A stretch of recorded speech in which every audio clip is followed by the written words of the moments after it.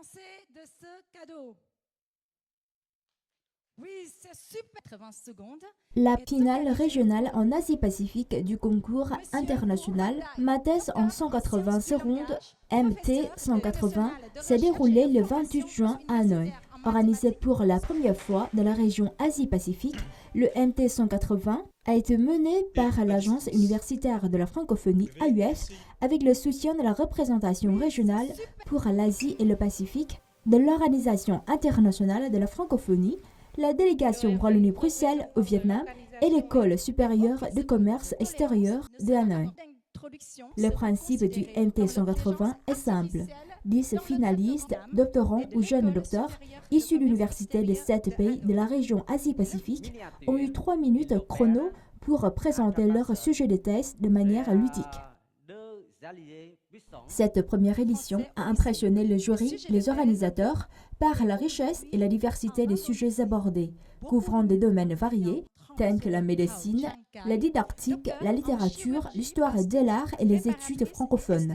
Les présentations ont été livrées par des doctorants talentueux originaires de 4 zones d'Asie, une australienne en Pacifique, une indienne en Asie du Sud, des chinoises et une lao inscrite dans une université japonaise en Asie de l'Est, ainsi que 3 vietnamiens, un thaïlandais et une indonésienne en Asie du Sud-Est.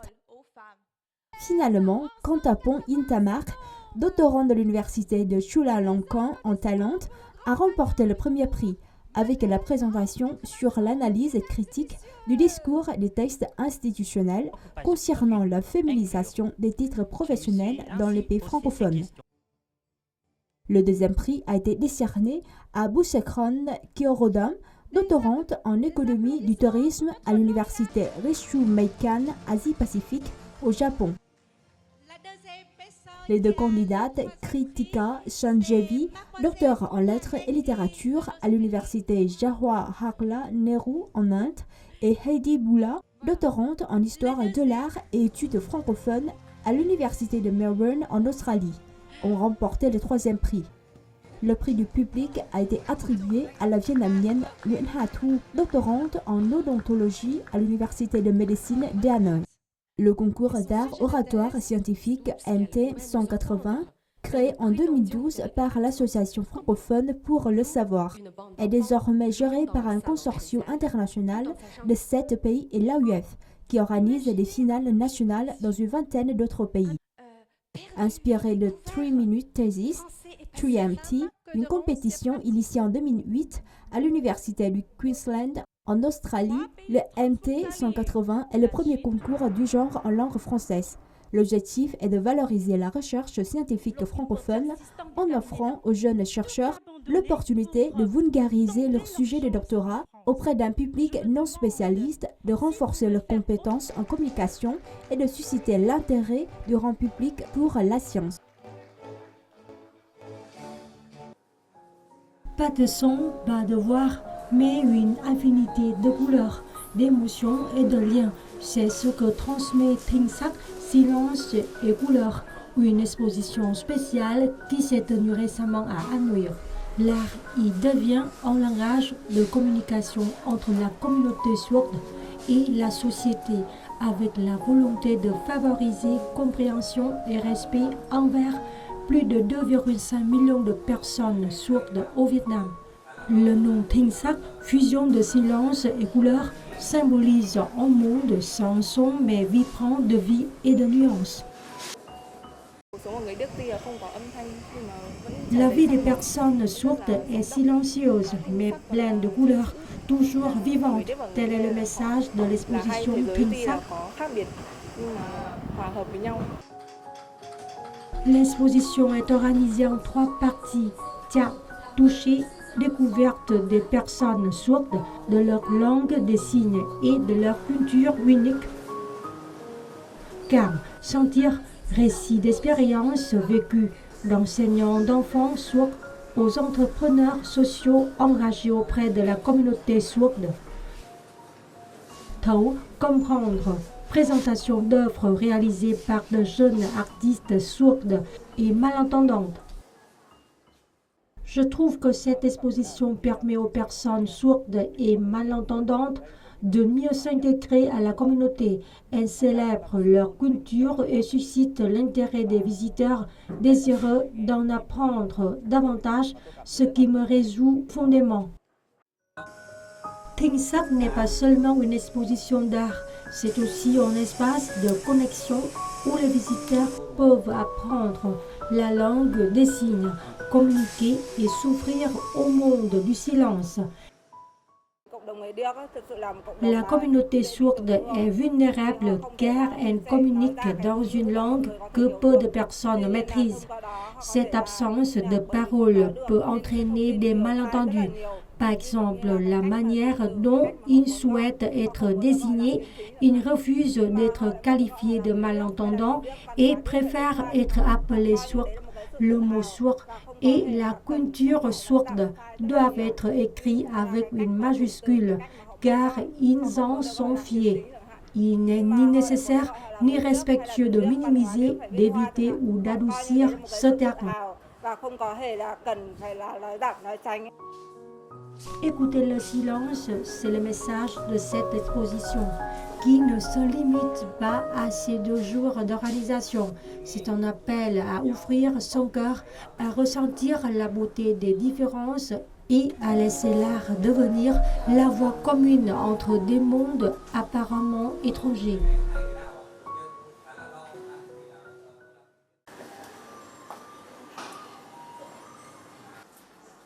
Dans un petit atelier, les jeunes artisans de Vunar s'affairent avec minutie.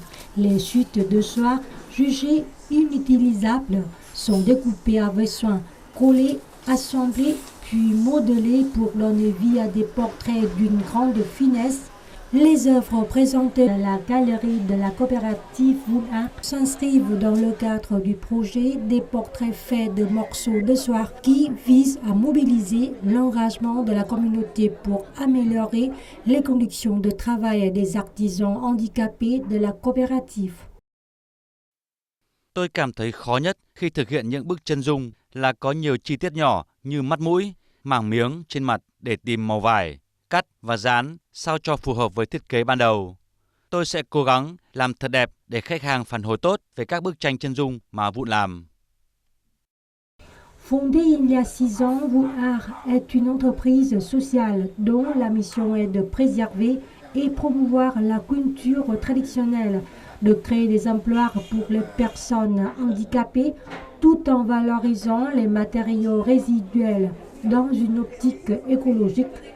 Depuis sa création, Vunar est bien plus qu'un atelier. C'est une maison commune pour 38 artisans au profil varié, malgré leur handicap physique ou intellectuel, malgré les conditions modestes et le manque d'équipement, les membres de la coopérative persévèrent.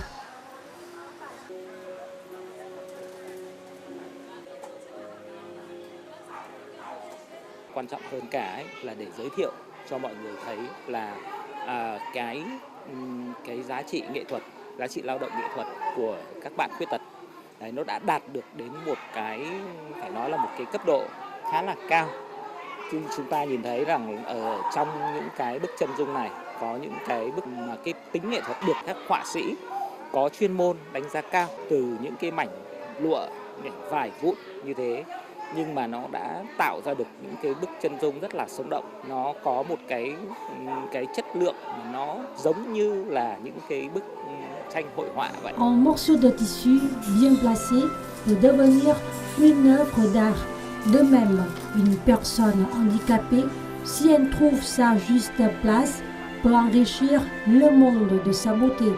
Tel est le message et la mission que s'est fixé Vunar.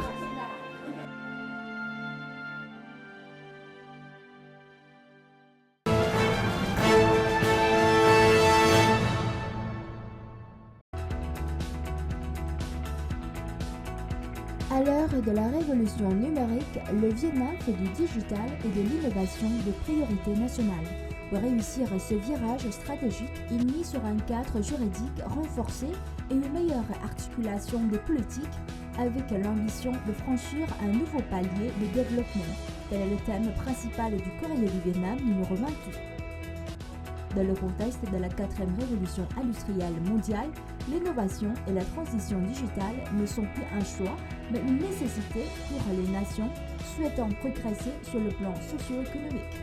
La mise en œuvre différentes orientations du pays, en particulier la résolution numéro 57 du Politburo du parti sur les percées en matière de sciences, de technologie, d'innovation et de transition numérique à travers des actions concrètes et un cadre juridique adapté constitue un levier stratégique pour refonder en profondeur l'écosystème national d'innovation.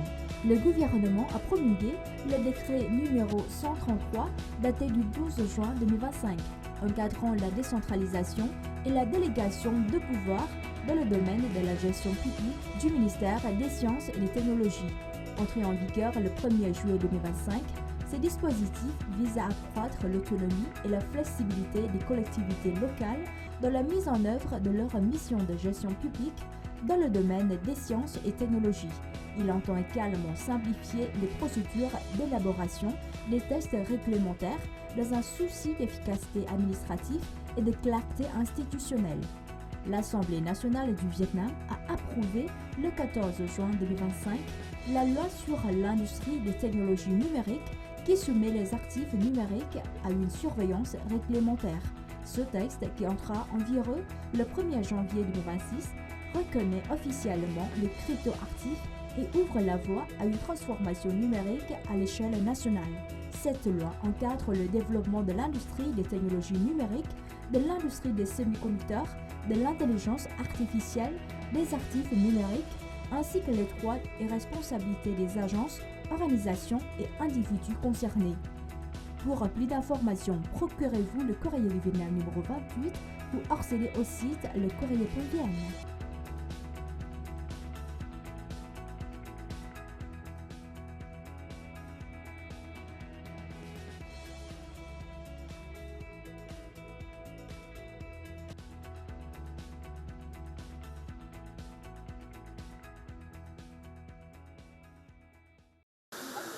En matin de week-end, le marché de Ban Phu est plus animé que d'habitude grâce à la présence des jeunes membres de l'Union de la jeunesse munis de smartphones. Ces jeunes enthousiastes guident les habitants pour l'utilisation des réseaux sociaux, des applications de paiement sans numéraire. J'utilise régulièrement Internet, mais j'ai souvent des craintes car je ne comprends pas tout. Aujourd'hui, j'ai eu la chance de recevoir des conseils et des explications des jeunes sur la façon d'utiliser Internet, ce qu'il faut faire et ce qu'il ne faut pas faire.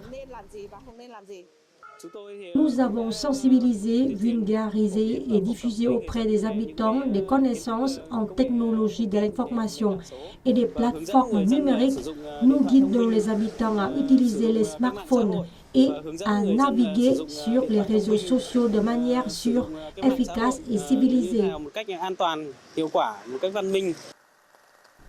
Au-delà du soutien aux compétences de base, les jeunes accompagnent également les habitants dans les guichets uniques des quartiers et communes pour les guider dans l'enregistrement des services publics en ligne, une étape indispensable à la construction de l'administration numérique. Ici, nous aidons aussi les habitants à utiliser leur smartphone pour se connecter au portail national des services publics afin de traiter des formalités administratives. Le soutien des jeunes membres de l'Union aide les habitants à se familiariser avec les plateformes sociales numériques ainsi qu'avec le portail des services publics en ligne. Le mouvement alphabétisation numérique est né avec l'objectif d'aider les habitants à maîtriser la technologie numérique afin de participer plus activement à l'économie et à la société numérique. Après le lancement du mouvement, l'Union de la jeunesse de la province de Điện Biên a créé et présenté l'équipe provinciale Alphabétisation numérique pour tous. Grâce aux conseils concrets et pratiques des jeunes, la technologie devient peu à peu plus accessible aux habitants de la province de Điện Biên.